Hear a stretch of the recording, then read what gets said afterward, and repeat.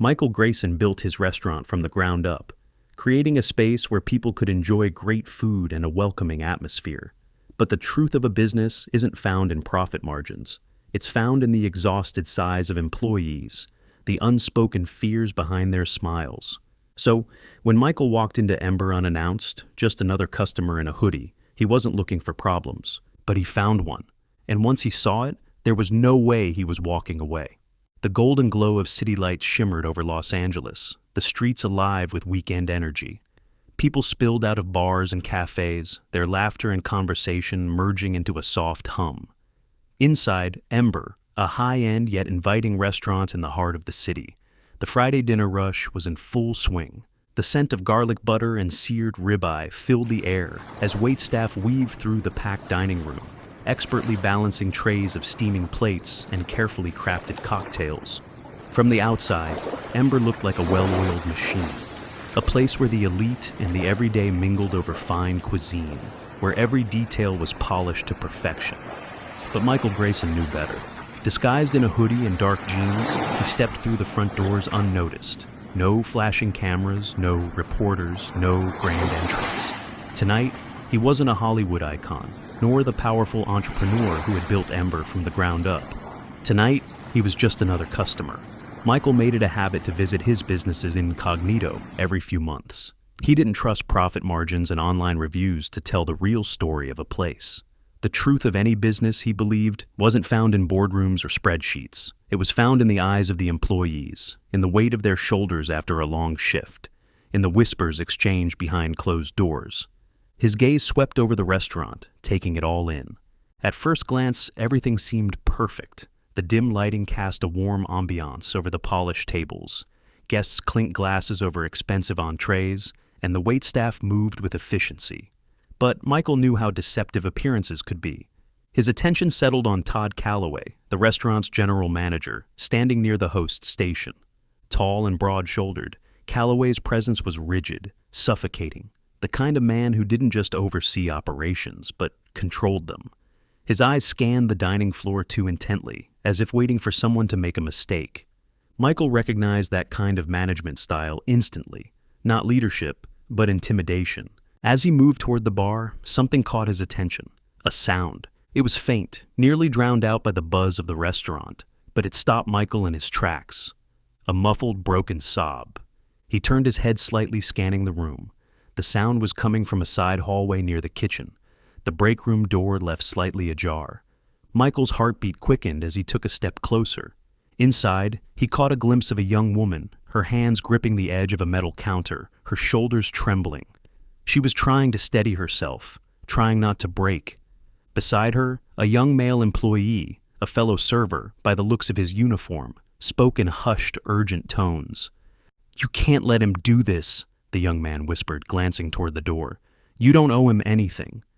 The woman shook her head quickly, her voice barely above a whisper. "What choice do I have?" she choked out. "He made it clear, if I don't do what he says, I'm gone." Michael froze. A sharp wave of anger and unease shot through him. At first, he had assumed it was just a rough night, a server stressed out over a difficult shift. He knew how brutal the restaurant industry could be. But this wasn't exhaustion. This wasn't stress. This was fear, and Michael wasn't leaving until he figured out why. He turned back toward the bar, sliding into an empty seat. His face remained calm, but his mind was racing. Who was she afraid of? Michael's instincts told him that the answer was standing across the room, watching everything too closely. His gaze flicked back toward Calloway. The manager still stood near the hostess station, his posture controlled, his arms crossed over his chest. He wasn't looking at any one person in particular, yet somehow, his presence seemed to cast a shadow over the entire staff. Michael had worked with enough predators in Hollywood to recognize one when he saw one. He clenched his jaw, his grip tightening around the water glass the bartender had set in front of him. At first, he had just been here to check on his business. Now he was here to find out exactly what kind of man Todd Calloway really was, and more importantly, how to take him down. His eyes flicked back to the restaurant floor, scanning the waitstaff, watching for tells. He wasn't looking for anything big, just small signs, the way their shoulders tensed when Calloway walked past, the way their gazes darted to him before quickly looking away. Calloway stood near the entrance, watching the room with a quiet, oppressive intensity. He wasn't interacting, wasn't helping. He was simply there. Michael had seen this type before, men who thrived on quiet power, who controlled through unspoken threats rather than overt action. That alone made Michael's gut twist, but he needed more than instinct. He needed something concrete. He let his gaze drift back toward the hallway where he had heard the young woman crying. The break room door was closed now, but a moment later, it opened and a young male server stepped out. Michael recognized him immediately, the same kid who had been whispering to the crying woman. His face was tense, his jaw set. He adjusted the notepad in his apron with fidgeting hands, his entire posture stiff with frustration. Michael saw an opening. He stood from his seat, walking toward the server station near the back of the restaurant. The young man was organizing plates, gripping them too tightly, like he needed something to keep his hands busy. Michael approached casually. No force, no pressure, just a simple request. "Hey man," he said, keeping his tone even. "Got a pen?" The young man looked up, startled. "Oh, yeah, sure." He grabbed one from the counter and handed it over. Michael took it, but didn't walk away. Instead, he studied the young man's face, the tension in his jaw, the way his fingers clenched at his sides, the slight hesitation in his eyes, like he wanted to say something, but was scared to. "You okay?" Michael asked, his voice low. The kid's grip on the stack of plates tightened. He hesitated. Then he glanced toward the front of the restaurant, toward Calloway. That single look told Michael everything. The young man swallowed, forcing a nod. "Yeah, just a rough night." Michael let the silence hang between them. The kid was scared. He wasn't ready to talk, not yet. So Michael simply nodded, offering an easy smile as he pocketed the pen. "Appreciate it, man." He stepped away, making sure not to push too hard too soon. This was a delicate balance. If he came at this like an investigator, he'd spook them. If he wanted the truth, he needed to be patient. He returned to the bar, keeping his ears open. And then he heard it. "I don't have a choice. If I don't do what he says, I lose everything." Michael's breath stilled. It was her, the young woman from the break room. She was still nearby, and still afraid. His grip tightened slightly around the glass. This wasn't stress. This was fear. The kind of fear that came from being trapped. He exhaled slowly, keeping his expression neutral as he let his eyes drift across the room. If he wanted to help, he needed more than just instinct. He needed proof. And the best way to get it, talk to someone who wasn't afraid to speak. His opportunity came sooner than expected. Across the restaurant, one of the bartenders stepped outside through the side exit, taking what was likely his smoke break. Michael saw an opening. Without hesitation, he stood, adjusting his hoodie and stepping outside as well. The cool night air was a sharp contrast to the heat inside. The bartender, young, mid-20s, with an easygoing demeanor, leaned against the brick wall, scrolling through his phone. Michael approached casually, keeping his voice light. "Long night?" The bartender glanced up, a little startled, but then recognized him from earlier. He shrugged, tucking his phone into his apron pocket. "Yeah," he sighed. "Fridays are always nuts." Michael nodded, leaning against the wall beside him, staring out at the streetlights flickering in the distance. He let a few moments pass, letting the silence feel natural. Then he asked, "Calloway, what's he like?" The bartender's reaction was immediate. His expression darkened. Just a flicker, but Michael caught it. "He's strict," the bartender said carefully, choosing his words like he was navigating a minefield. Michael tilted his head slightly. "Strict?" The bartender hesitated, then glanced toward the restaurant door, as if checking to make sure they were alone. His voice lowered. "Look, man, I don't want to get involved in any drama." Michael kept his tone even. Not asking for drama, just honesty. The bartender exhaled sharply. Then, in a voice barely above a whisper, he said something that made Michael's stomach turn. "It's Emily. He makes her stay late. Alone." Michael's jaw clenched. Emily, the young woman from the break room, the one who had been crying. He kept his face neutral, but inside, rage simmered beneath the surface. Michael had worked his way up in Hollywood, had seen power-hungry men abuse their positions, executives who manipulated young, struggling actors, agents who preyed on those who had no way out. This felt the same. He forced himself to stay calm. He needed more information. Michael's voice was quiet but steady. She ever talk about it? The bartender shook his head. Number. But she doesn't have to. We all see it. Michael took a slow breath. He had enough now. Enough to know this wasn't paranoia. Enough to act. He clapped the bartender on the shoulder in a way that felt casual, reassuring. Thanks for telling me, man. The bartender gave a half smile, but the worry was still in his eyes. Michael turned back toward the restaurant, his mind already made up. Emily was still inside, still under Calloway's control. And now, Michael wasn't just listening anymore, he was acting. Michael stepped back inside the restaurant, his pulse steady, but his mind was running fast. The dinner rush was winding down. The energy in the restaurant had shifted. Quieter now, more controlled, but that control came from one place. Todd Calloway. Michael's eyes scanned the floor, quickly finding Emily. She was moving between tables, mechanically taking orders, her expression blank. She looked composed to an untrained eye, but Michael wasn't untrained. He had seen actors force a smile when they were drowning in anxiety, had watched people laugh while their hands shook under the table. Emily wasn't fine. And after what the bartender had just told him, Michael wasn't waiting anymore. He made his way toward her, his steps firm but unhurried. She was mid-conversation with a customer when he reached her. "Excuse me," he said, voice steady but commanding. Emily froze mid-sentence. She turned, blinking at him in confusion. I'm with a customer, sir." Michael didn't back down. "This is important." She swallowed, glancing at the table.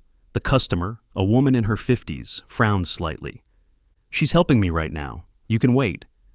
But Michael's focus was locked on Emily. "It'll just take a moment." Her knuckles whitened around the notepad in her hand. Then, before she could respond, a shadow loomed beside them. Todd Calloway. Michael felt him before he saw him, the shift in energy, the subtle hush that rippled across the floor. "Is there a problem here?" His voice was smooth, polite, practiced. Michael didn't look at him right away. Instead, he watched Emily. And that's when he saw it, the flinch, a barely there reaction. A quick inhale, a stiffness in her posture. She wasn't just nervous, she was afraid. Michael turned to Calloway, his posture shifting subtly. He squared his shoulders, taking up more space. The air between them shifted. It was the moment an actor dropped the script and stepped into the real version of their character. Except, this wasn't an act. "Yeah," Michael said evenly. "We need to talk." Calloway smirked, crossing his arms. "I appreciate your concern, but my employees are just fine." Michael didn't blink. Instead, he reached into his pocket and pulled out his wallet. He flipped it open just enough for Calloway to see. Inside, his executive ownership credentials for Ember's parent company. The restaurant went silent. Calloway's smirk faltered. The employees nearby stopped mid-task. Servers glanced at each other, shock flashing across their faces. Emily sucked in a sharp breath. Calloway blinked rapidly. "What?" Michael's voice was calm, deadly calm. "My name is Michael Grayson." He let the words settle. "And I own this restaurant." Calloway stumbled over his words. "Sir, I didn't realize..." Michael ignored him. He turned back to Emily, softening his voice. "You're safe." Emily's eyes widened, and for the first time that night, there wasn't just fear in them. There was hope. Todd Calloway stared at Michael, the color slowly draining from his face. The restaurant was dead silent. Servers, bartenders, and customers had all turned, sensing that something far bigger than a workplace dispute was unfolding. Michael kept his calm, unshaken stance, holding his executive credentials firmly in his grip. "My name is Michael Grayson," he repeated, his voice steady, unwavering. "And I own this restaurant." Emily let out a sharp breath, her entire body stiffening. The other employees exchanged nervous glances, their expressions a mix of shock and cautious hope. Michael could feel the weight of their stares. This wasn't just about Emily anymore. This was about all of them. Calloway swallowed hard, forcing a weak smile. "Sir, I had no idea you'd be visiting tonight." Michael tilted his head slightly. "Clearly." The energy in the room shifted. Calloway's usual air of control was crumbling. The polished, commanding manager who had loomed over his employees just minutes ago now looked small. Michael could see the wheels turning in Calloway's mind, scrambling for a way out. Not this time. Your office, Michael said, voice sharp. Now. Calloway hesitated, glancing around the restaurant like a trapped animal. Sir, I assure you, now. It wasn't a request. Calloway's lips pressed into a thin line, but he nodded stiffly and turned toward the back office. Michael followed, but not before casting a glance at Emily. Stay here, his eyes seemed to say.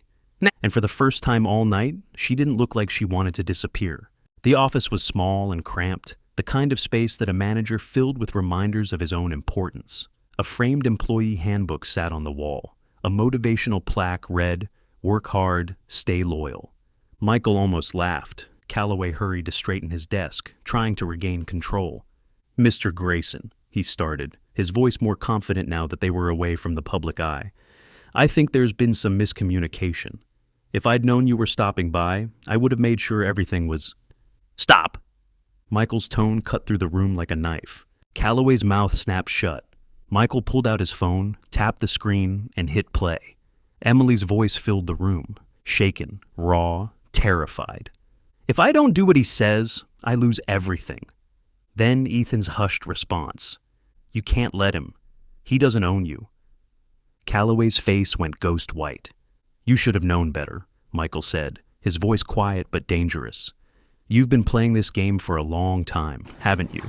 Preying on employees who need their jobs the most, making them feel like they have no choice. Calloway's hands trembled. Sir, I can explain.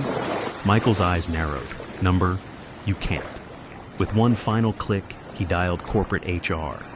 You're done. By the time Michael stepped back into the restaurant, Calloway's office was empty. The employees were waiting. Emily, Ethan, Nate, all of them. Michael exhaled slowly, locking eyes with Emily. He's gone, he said softly. You're safe. She stared at him. A long moment passed. Then her shoulders relaxed for the first time all night. The tension broke. She wiped at her eyes, exhaling shakily. Relief. And then a voice spoke up. Ethan, sir, this isn't just about Calloway. Michael tilted his head. Go on. Ethan hesitated but found his courage. The way things work here, the fear of speaking up, it's bigger than just this place. Nate nodded. It's like, the second we complain, we're out of a job. Michael's jaw tightened. This is why he came undercover. Not for numbers, not for profit margins, for people. That stops today, Michael said firmly. Emily's eyes locked onto his. She wanted to believe him. She needed to. And if we speak up, she asked quietly, will anyone actually listen? Michael held her gaze. I will. A long silence. Then, slowly, Emily nodded. For the first time all night, she believed it. The tension in the restaurant had shifted. For the first time that night, the employees weren't just afraid anymore. They were watching, waiting. Michael Grayson had just fired their manager, and now they were looking to him to see what happened next. But before he could address them further, there was unfinished business to handle. Michael turned to Emily. I need you to trust me, he said, his voice gentle but firm. Wait here, I won't let this slide. Emily hesitated, then nodded. Michael turned and walked back toward the office, his steps purposeful, his hands clenched at his sides. He wasn't done. Not yet. Todd Calloway was still in his office, slumped in his chair, staring at his desk like a man who had just lost everything. Because he had. Michael stood in the doorway, watching him for a long moment. Then he stepped inside and shut the door behind him. Calloway barely looked up. I get it, Calloway muttered, rubbing his forehead. You're the big shot. You walk in here and ruin everything I built. Feel good about yourself? Michael's expression didn't change. You didn't build anything, he said coldly.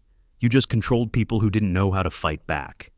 Calloway let out a bitter laugh. Fight back, please. You think this is the first time an employee cried about a tough boss? People get emotional. Doesn't mean anything. Michael's stomach twisted. This man actually believed what he was saying. You abused your power, Michael said, voice sharp. You targeted your employees, isolated them, made them believe they had no choice but to do what you wanted. Calloway scoffed. And what? You're their savior now? You don't know what it's like to run a place like this. These kids need structure, discipline, someone to keep them in line. Michael's jaw clenched. "No," he said simply. "They need respect." He pulled out his phone and hit a button. "I have enough to make sure you never manage a restaurant again. Corporate has already started reviewing your file. I'll be pressing charges if we uncover anything worse." Calloway's smirk faltered. "You can't prove—" "I can," Michael interrupted, stepping closer. "And I will." Calloway opened his mouth, then shut it. He wasn't in control anymore. Michael leaned forward slightly, lowering his voice. "Get your things. You have 10 minutes to leave." Calloway's hands curled into fists, but he saw the look in Michael's eyes. This wasn't a man bluffing. Finally, with a long, slow breath, Calloway stood. He grabbed his briefcase, his movements sharper, angrier than before. He stormed past Michael, out of the office, and through the restaurant without looking back. The second he was out the door, the entire staff exhaled at once. And for the first time in years, the air inside Ember felt lighter. Michael stepped back into the dining room, his eyes scanning the employees. Emily stood near the bar, arms crossed tightly, her body still tense. The others were quiet, processing what had just happened. Michael took a deep breath and spoke. "I know tonight was a lot. I know some of you are still wondering what this means." He let his gaze pass over each of them. "But let me be clear. This isn't just about Calloway. This is about the way you've been treated. That stops today." Ethan hesitated, then stepped forward. "What happens next?" Michael looked at them, really looked at them, exhausted, overworked, scared. This wasn't just one toxic manager. This was a broken system. "You tell me," Michael said simply. A pause. Then Emily spoke up. Her voice was quiet but firm. "We want things to change." Nate nodded. "We want a place where we don't have to be afraid to speak up." Michael exhaled. "Then that's exactly what we're going to build." The restaurant felt different now. Lighter, like the tension that had wrapped around Ember for so long had finally cracked, letting in something new. But Michael Grayson knew that one bad manager leaving wasn't enough. If you cut off a branch but left the roots untouched, the problem would grow back. He had seen it too many times before, and he wasn't about to let it happen here. Michael turned to Emily. "How long have you felt like this?" She hesitated, fingers curling around the edge of her apron. "Since the beginning." Her voice was quiet but unwavering. "At first, I thought it was just the job, that it was normal to feel like this. But then," she swallowed hard, "then I realized that no matter how hard I worked, no matter how much I gave, it was never enough." Michael nodded. He had seen this before. Young employees being taught that their exhaustion was proof of their dedication. That mistreatment was just part of the job, that if they spoke up, they could lose everything. He took a deep breath. "That stops today." The room was silent, the weight of his words settling. Finally, Tyler, one of the quieter employees, spoke. His voice was hesitant, like he wasn't sure if he was allowed to say what he really thought. "What does that actually mean?" Michael exhaled. It meant a lot of things, but mostly, it meant change. The conversation continued. Michael listened, really listened. Employees talked about grueling hours, unfair pay, and schedules that left them barely able to rest. They talked about how afraid they had been to push back, because for so long, pushing back meant losing everything. And Michael realized something. They had been fighting so hard to keep their jobs that they had never been given the chance to actually love them. That was what he wanted to change. By the time the discussion ended, the restaurant felt different. Not just because Calloway was gone, but because, for the first time ever, the employees weren't just workers. They were people. People who deserved to be heard. People who deserve better.